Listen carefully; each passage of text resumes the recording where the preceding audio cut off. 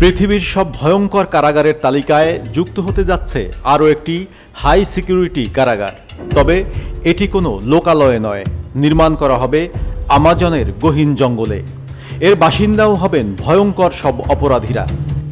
কারাগারটি নির্মাণের পরিকল্পনা করেছে ফ্রান্স। দেশটি তাদের বিদেশি ভূখণ্ড ফ্রেঞ্চ গায়ানায় একটি নতুন হাই সিকিউরিটি কারাগার নির্মাণ করতে যাচ্ছে বলে সম্প্রতি জানিয়েছেন দেশটির আইনমন্ত্রী। তিনি জানান, মাদক পাচারকারী ও চরমপন্থীদের আটক রাখতে এই কারাগার নির্মাণের উদ্যোগ নেওয়া হয়েছে।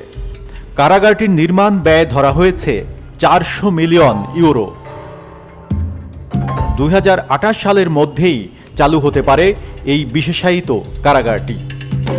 এই কারাগারটি নির্মাণ করা হবে আমাজনের গহীন জঙ্গলে, ফ্রেঞ্চ গায়ানার উত্তর পশ্চিমাঞ্চলের একটি এলাকায়। 1852 থেকে 1954 সাল পর্যন্ত সেখানে প্রায় 70,000 ফরাসি অপরাধীকে নির্বাসিত করা হয়েছিল। কারাগারটি 500 বন্দীকে ধারণ করতে পারবে এবং একটি বিশেষ সুরক্ষিত শাখায় থাকবে সবচেয়ে বিপজ্জনক অপরাধীদের জন্য পৃথক ব্যবস্থা। নয়ন মুরাদ, নিখাত খবর।